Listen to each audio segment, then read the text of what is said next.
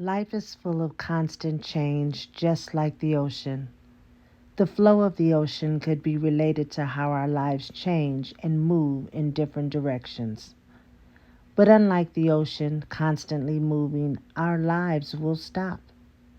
We come into the world in the middle of the movie, we leave in the middle, and so do the people we love. But love never dies. Let's talk about the D word today on Life Starring Deb.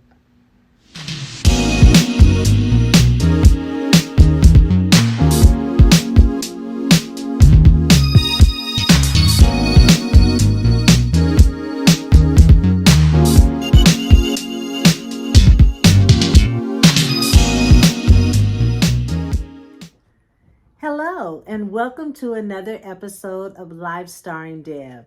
I just want you to know how grateful I am for you, those of you that tune in every week to catch my episodes, to share the information and tell friends about it. I really appreciate it because I know that there are 1,000,001 episodes on YouTube that you could be watching. So for those of you that have been constant and that you have watched my videos every week, I certainly appreciate it because I really do love bringing the content to you week by week.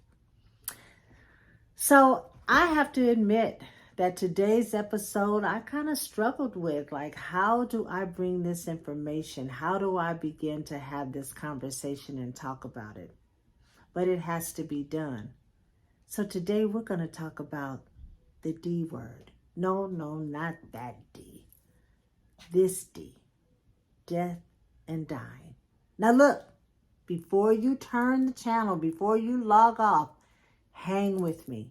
I guarantee you this will not be a doom and gloom episode, but it will be an informative episode to give you information that you may need that can help you. Remember, this channel is about the mature, aging woman and man. So we definitely need to start to think about what that might look like and make sure that we are prepared. Listen, I'll be 64 years old in a couple of months. So I already know that the likelihood of me living another 64 years is probably unlikely. And even if it was, would I want to? I don't know. So we have to talk about preparing for the time when we are not going to be here. Are our affairs in order? I remember watching a movie some time ago. It was called Time. And what the movie was about was the time that you have left on this earth showed up on your arm. And you could see it ticking away. Now, in the movie, you could borrow time, you could sell time, you could freeze time, pause it. But unlike the movie, we don't get to do that in life. Our time is our time. So if we know that, then why do we act like we have all the time in the world? Like we're not going anywhere? That's not the reality.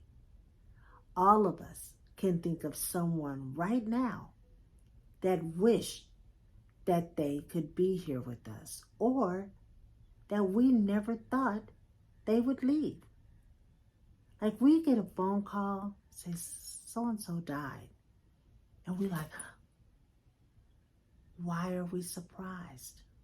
Because we weren't prepared, because we didn't think about it, because sometimes we just take it for granted that when we see people, that we're going to see them again. And we know that that's not the case. So let's try to make things just a little bit easier for our loved ones when, not if, but when something happens to us. Let's make sure that we have our affairs in order. Now, what does that mean? That means, do you have insurance? Some kind of policy that someone can put their hands on and use for what happens to you after death, where you're going to be buried or cremated or whatever your wishes are. It's going to take money. So make sure you have a policy. It doesn't have to be a large policy. It can be just enough for your wishes, but you need something in place. You also need to have information stored someplace where someone can put their hands on it. Like maybe a file that might have your information, account numbers, PIN numbers, people to call, pensions, things like that. Do you know how much money is left on the table because no one knew that it existed? And people, listen, you've got to trust someone. I know that we don't like to share our information with our children or our spouses or our friends, but you have to trust someone with the information, at least enough to tell them where to find it, so that when something happens to you, your loved ones will be able to just pick up the file and know this is where this is where that is. We need to call this person, that person, and the other. You also want to take a good look at your policy. If you have unlisted beneficiaries, you might want to make sure that all of that information is up to date, because you may have listed a beneficiary that you may not longer like or want to deal with, or maybe that person has gone before you. So you want to update that, right? You want to make sure that you list people, significant people, that you want to get the phone call before they read it on social media or hearsay or gossip or whatever the case may be. Have their number handy so that someone in your family can call them personally and tell them this is what happened. And what about your stuff, right? What about your jewelry or your handbags or coat or something that you may want to go to someone specifically? Write that down so that someone knows. Listen, I have a coworker. Her sister-in-law died very suddenly. She wasn't sick. She just died. And her husband was out of town. So when he received the phone call that his wife had passed, he had to make arrangements to come home. When he got home, her children had gone through the house, taking stuff, laying up, parlaying, having, going through all the stuff, the jewelry, the clothes, the handbags, wanted the keys to the car, the whole 9 yards, because it was their mother. And they felt entitled to do that. But let me tell you something. A spouse trumps all that. The spouse, the living spouse, has the right to say no or yes. Kids, listen, even if that's not your dad or your mom, it is your parent's spouse. Now, hopefully, everyone can get along and there won't be any drama.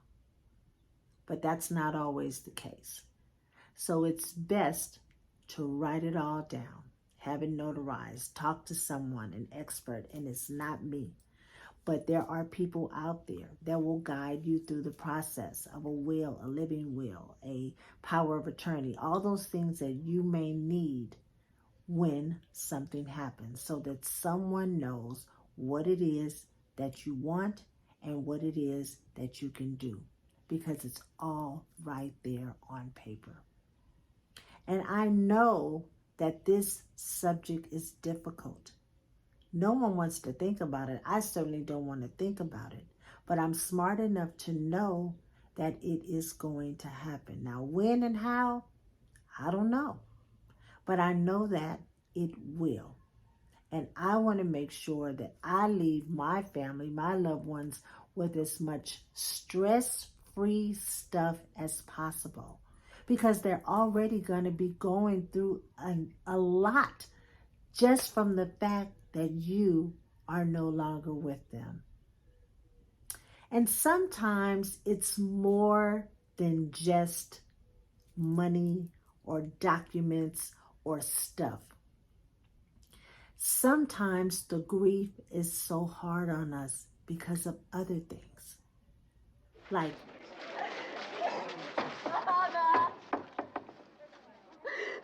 Mama. Woo! Now that was taken from the movie Imitation of Life. And it's about a young girl that was black that had been passing for white her whole life.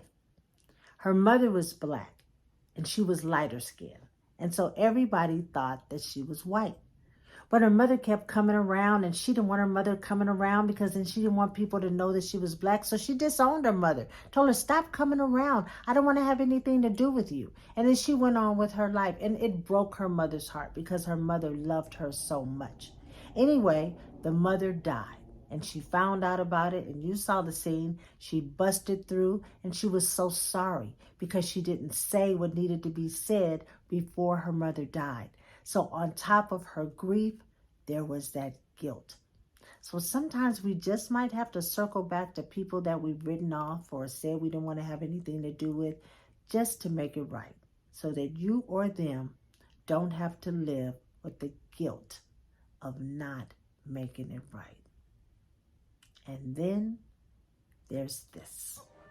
No, she can't go. She can't go. She can't go. Now that scene gets me every time. That was The Best Man Holiday.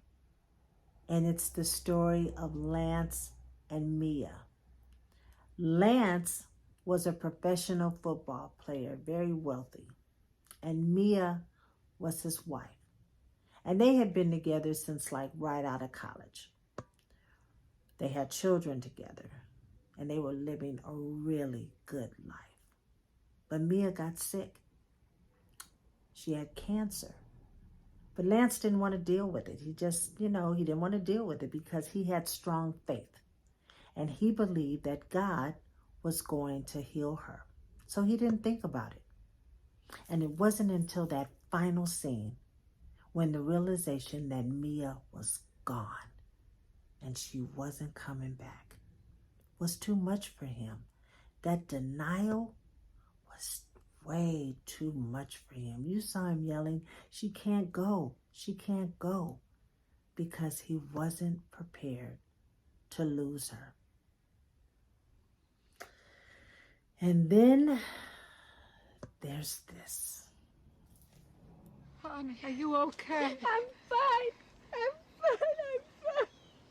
I'm fine.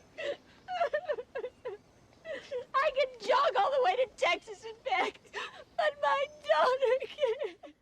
That scene was from Steel Magnolia, and it was the story of a family and a group of friends.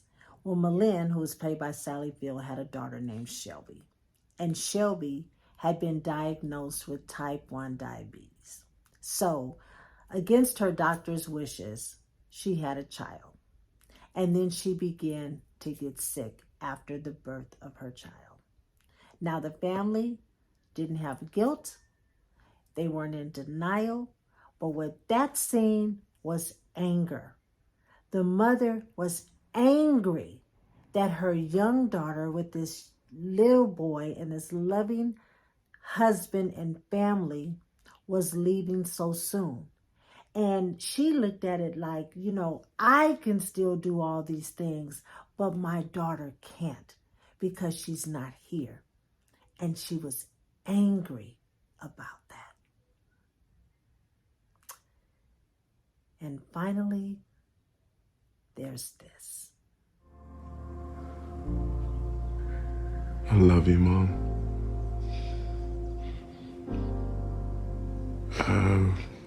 We're good now. You made us good.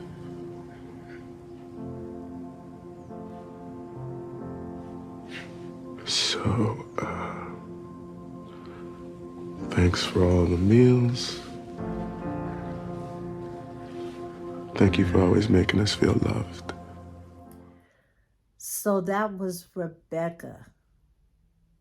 And Rebecca was dying, and she was surrounded by her children, Kevin, Randall, and Kate.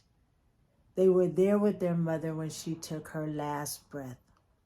And they were able to tell her how much they loved her and appreciated her and all that she had taught them. And she slipped away silently and peacefully, an old woman in her bed. And there were tears. Just in every scene that I showed you, there were tears because it's sorrow. And crying and being emotional and feeling sorrow in your heart is a God-given emotion. The shortest verse in the Bible says Jesus wept. That means he cried. And he cried because his friend Lazarus had died. So if Jesus can cry, of course we can cry too. And it's okay. It really is okay. But the Bible also says that weeping may endure for the night, but joy will come in the morning. Now that doesn't necessarily mean the next morning, but what it does tell us is that we will feel happy again. We will be able to laugh again as we talk and speak about our loved ones and as we miss them and memories flood us. It is okay to laugh. Laughter is also good for the soul. Let me share with you a true story. So one of my very, very good friends, dad, passed away. Now, I had been with this family since I was a little girl. So he was like a dad to me as well. So he died. And she asked me if I could speak at his funeral. Actually, she wanted me to read the obituary. And of course, I said yes. Of course, I would speak at his funeral. Well, what happened was the funeral ended up being on a day where I was at work. And I was given a very specific time to be there, 11 o'clock. And I was at work and I got super busy and time got away from me. So when I finally looked up at the clock, it was like 10 minutes to 11. Now, if you know anything about LA, California, Inglewood, I was going to the Inglewood Park Cemetery where they have different chapels on that ground. I didn't get all of the information of what time I was going to speak, but I do know that I was on the program and I do know that I wanted to be on time. So I was flying to the cemetery. When I got there, cars were everywhere. It was jam-packed. And of course it would be because he was a very popular man. So I pulled up and I asked the guard person, can I please leave my car here? Which meant I was going to be kind of double parked. I said, listen, I have to speak at a funeral. And I'm not exactly sure where they are on the program right now because I'm late. I said, can I leave my car here? And as soon as I'm done speaking, I will come out and I will move the car. And he said, sure you can. So I was so grateful to him. And I went running into the chapel, like really running, trying to get there fast. And I grabbed the obituary off of the little podium that was right there as the people came in the door. And as soon as I walked in the door, I heard the minister say, and now we will have the obituary being read. Oh, I was so thankful, and I was praising God all the way up to the microphone, like, thank you for getting me here on time. Thank you that I am going to do what my good friend asked me to do. And so I got up there, and I had prepared a little poem, a little something to lead into the obituary. And I started with the poem, and I was very dramatic when I was giving this poem because I really wanted to set the tone to read the obituary. And then I opened up the obituary and I began to read, Mary Connolly was born. Mary Connolly. I wasn't supposed to be at Mary Connolly's funeral. I was at the wrong funeral. Now, I done ran in here, disrupted the whole thing, got on the mic, started reading an obituary of someone that I didn't even know. So I peeked over. I saw a little lady with white hair. That was not the man's funeral that I was supposed to be at. So what happened? I started laughing. I started laughing at myself because I could not believe I had did that. And they were looking at me in horror like, who is this woman and how does she know Grandma? This was a white family. There wasn't no other black people in the crowd but me. And they were looking and they were staring, and I started fanning myself with the lady's obituary because I got heated because I was laughing. But guess what? I still had to get to the funeral that I was supposed to be at. So I said to the family, I am so sorry for your loss. And I got down and I ran out the door. And then, yes, I did get to the chapel that I was supposed to be at in enough time to read the obituary. But when I got up there, I was still laughing from what had just happened to me at the other funeral that I wasn't supposed to be at. So again, as sad as I was about the day, it brought me some joy. And I was able to later share that story with the family of what had happened to me and why I was up there laughing, and brought them some joy too. So even through our tears, even through our grief, we can find some joy. We can find some laughter. And what I do know is our loved ones don't want us to be sad forever. Yes, they know that we are going to miss them. Yes, they know that they have left a mark and that we are going to miss them and cherish the memories that we have of them. But what they don't want is for you to die with them. They want you to live. So since we know everyone is going to die, no one is going to live forever. So if nothing on earth is permanent, then what is everlasting? The quality of life is everlasting. Who you are and how you chose to live. That is going to be what people will remember about you. The longer we live, the more we will say goodbye to those people that we love, we know, and we admire. So recollect the things about them that you loved. Remember those things and keep them dear to your heart. And if you do that, they will never die. I think that this final scene that I'm going to show you will sum it all up. I appreciate your time today. I hope that you got something out of this episode. Until we meet again.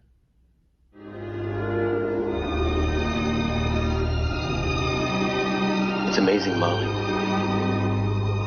The love inside. Take it with you.